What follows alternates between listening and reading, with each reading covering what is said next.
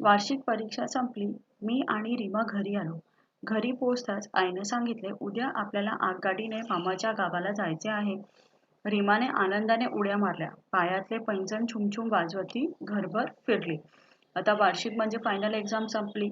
आता तो मुलगा आणि रीमा त्याची बहीण ते दोघी घरी आले. आईने सांगितले की उद्या आपण आगगाडीने म्हणजे ट्रेनने कुठे जाणार आहोत? मामाच्या गावाला जाणार आहोत. तर ती छोटीशी मुलगी रीमा तिथं तिच्या पैंजणचा आवाज करत करत घरभर फिरायला लागली. मामाच्या गावाला जाण्यासाठी आम्ही सकाळी निघालो. आगगाडीत बसलो. आगगाडी चुकचुक करत चालली होती. खिडकीत बसलेल्या रीमाचे केस भुरभुर उडत होते. खिडकीतून येणाऱ्या उन्हामुळे तिचे डोळे लुकलुकत होते. आता ते सकाळी निघाले मामाच्या गावाला जायला. सकाळी आगगाडीतही बसले ते लोक. आगगाडी तर आपल्या गतीने चालतीये आणि खिडकीजवळ जी छोटी मुलगी रीमा बसली तिचे केस उडतायत आणि उन्हामुळे ती सारखे तिचे डोळे बंद करते. खिडकीतून येणाऱ्या उन्हामुळे तिचे डोळे लुकलुकत होते. तिचा चेहरा प्रसन्न दिसत होता. आता साहजिक आहे, आपण कुठे फिरायला जाणार असू तर आपणही तेवढे आनंदित असतो. आई वाचत असलेल्या पुस्तकाची पाने हवेने फडफडत होती. ती वाचनात तल्लीन झाली होती. मी खिडकीतून बाहेर पाहू लागलो. थंडगार वाऱ्याचा झुळका अंगावर झेलू लागलं. आता त्या मुलांची आई आहे ती काहीतरी वाचत आहे आणि तो मुलगा बाहेरचे दृश्य बघायला लागला आणि थंडगार जो वारा येतोय त्याचा आनंद घ्यायला लागला. तेवढ्यात माझे लक्ष माझ्या शेजारी बसलेल्या मावशींकडे गेले. त्यांच्या मांडीवर बसलेले छोटेसे बाळ माझ्याकडे पाहून खुदकन हसले. मी बाळाला मांडीवर घेतले. ते खिडकीतून पळणारी झाडे टुकूटुकू पाहू लागले. पाहता पाहता ते गाढ झोपले. आता लहान मुलं अशीच असतात, त्यांना थोडंही थंड लागलं की त्यांना चांगली झोप लागते. तर तेवढ्यात त्या मुलाने काय केलं, त्या समोरच्या मावशींकडनं जे छोटंसं बाळ होतं ते त्याच्या मांडीवर घेतलं आणि बाळ ही सगळं पाहत होतं आणि पाहता पाहता ते झोपलं. स्टेशनवर बैलगाडी घेऊन मामा आला होता. रीमाने पळत पळत मामाला गाठले. आम्ही बैलगाडीत बसलो. बैलांच्या गळ्यातील घुंगुरमाळा खुळखुळ वाजत होत्या. बैलगाडीच्या चाकांचा खडखड आवाज तालात येत होता. आम्ही घराच्या रस्त्याला लागलो. तोवर सायंकाळची वेळ झाली होती. पानांची सळसळ, नदीच्या पाण्याची खळखळ ऐकू येऊ लागली. आता शेवटी ते लोक गावी पोचले तर मामा तेवढ्यात स्टेशनवर बैलगाडी घेऊन आला. आपणही मामाच्या गावी गेलो की मामाला बघून आपलाही तेवढा आनंद येतो. तर बैलांच्या गळ्यात जी घुंगुर त्याचा आवाज येतोय, परत बैलगाडीच्या चाकांचा आवाज येतोय, ते जणू एक गाणंच वाटत होतं.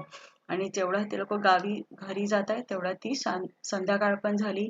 पानांचा आवाज येतोय, नदीच्या पाण्याचा आवाज येतोय, झाडीतील पक्ष्यांची किलबिल, शेतात चरणाऱ्या गायींचे हंबरणे, बकऱ्यांचे बेबे हे सारे वातावरणात मिसळून गेले होते. म्हणजे खूपच आनंदित वातावरण वाटत होतं. शेतातील पिके वाऱ्यावर मंद मंद डुलत होती. मन आनंदाने थुई नाचत होते. आता हे सगळं जे एकदम सुंदरसं वातावरण बघून मुलंही एकदम आनंदित झाली होती. घरी येताच तोंडभर हसून मामीने आमचे स्वागत केले. मामाची मुले राजू आणि चिमी आमचीच वाट पाहत होती. आम्ही एकमेकांना कडकडून भेटलो. आजी हळूहळू चालत काठी टेकवत टेकवत आमच्या जवळ आली. आम्ही आजीला बिलगलो. तिने आम्हाला जवळ घेतले. आमच्या डोक्यावरून तोंडावरून हात फिरवला. तिच्या हाताचा थरथरणारा स्पर्श खूप प्रेमळ अन्न बोलका होता. आम्हाला खूप गहीवरून आले. आता आपली आईची आई असो किंवा बाबांची आई असो, आपल्याला मुलं ती तेवढीच ती आपल्याला प्रेम करतात आणि खूप दिवसांनी खूप वर्षांनी आपण भेटलो की ते जे आपल्याला प्रेम व्यक्त करू शकत नाही ते आपल्या डोक्यावरून हात फिरवतात, तोंडावरून हात फिरवतात आणि ते काही बोलू शकत नाही, कारण की त्यांना असं वाटतं किती वर्षानंतर आज आपण मुलांना बघतो, मग तेवढं प्रेम त्यांचं वाहू लागतं. दुसऱ्या दिवसापासून नुसती धमाल. विहिरीवर पोहायला जाणे, शेतात बागडणे, आंब्याच्या झाडावर चढणे, कैऱ्या पाडाचा आंबा तोडून खाणे, बैलगाडीतून मामाबरोबर फेरफटका मारणे, आज शेतावर तर उद्या आमराई, मामाबरोबर फिरायला जाणे, रोज मजाच मजा. शेवटी आपणही असंच करतो. गावी वगैरे गेलो की इथे फिरणं, तिथे फिरणं, शेतात जायचं, आंब्याची झाडं, आपण सगळी हीच कामं करतो. आमची सुट्टी कधी संपली ते आम्हाला समजलेच नाही. आम्ही परत गावी आलो आणि असेच खेळत बागडत त्यांची सुट्टीही संपली. तर हा एक खूप छानसा धडा आहे. त्याच्यामध्ये शब्दार्थ दिलेले आहे. ते शब्दार्थ एक वेळा लिहायचे आहे खालती स्वाध्याय दिलेला आहे. प्रश्न पहिला आहे का ते लिहा. ते हे तर तुम्ही तुमच्या शब्दातही लिहू शकता कारण की खूप सोपा धडा आहे. प्रश्न दुसरा आहे सुट्टी कधी संपली ते आम्हाला समजलेच नाही असे मुलाला का वाटले.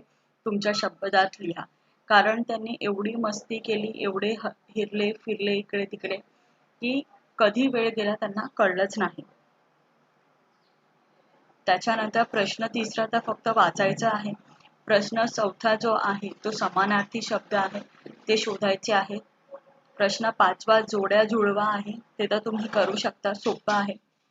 मग पुढे चालता प्रश्न सहावा आहे गाईचे हंबरणे तसे खालील पशुपक्ष्यांचे आवाजदर्शक शब्द लिहा. म्हणजे बकरी कशी बोलते, वाघ, बेडूक ह्यांचा आवाज कसा येतो ते तुम्हाला लिहायचा आहे.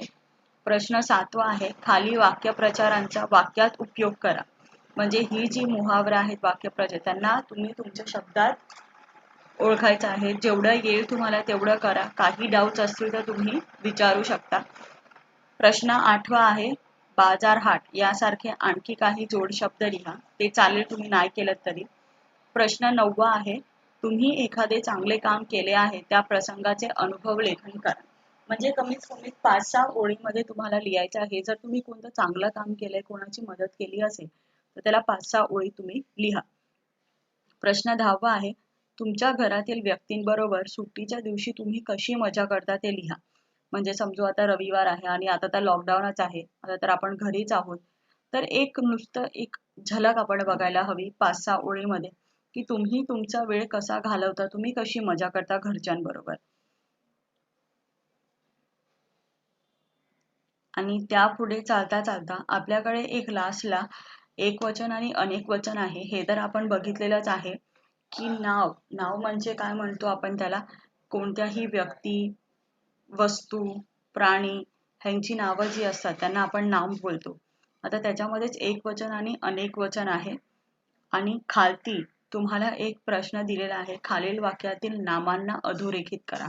म्हणजे काय काय नाम असतील त्यांना जसं बाबांचा सदरा उसवला बाबा, सुमनने गुलाबाचे रोपटे लावले सुमन आणि गुलाब, पाकिटात पैसे नव्हते पाकिट आणि पैसे, मुले बागेत खेळत होती मुले आणि बाग, समोरून बैल येत होता बैल, सरिता व फरीदा चांगल्या मैत्रिणी आहेत सरिता आणि फरीदा, पंकजने परीक्षेत पहिला नंबर मिळवला पंकज. तर ही सगळी काय आहेत नावं आहेत ज्यांना आपण इंग्लिशमध्ये म्हणतो नाव. आणि यापुढे हे तुम्हाला वाचण्यासाठी आहे.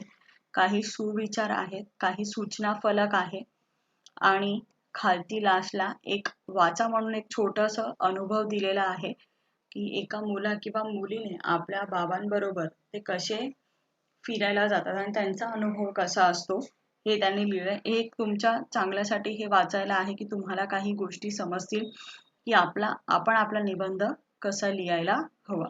तर हा स्वाध्याय तुम्हाला नीटपणे सोडवायचा आहे. 2 दिवसाचा टाइम घ्या, पण व्यवस्थितपणे हे स्वाध्याय सगळं सोडवून तुम्ही होमवर्क सबमिट करायचा आहे.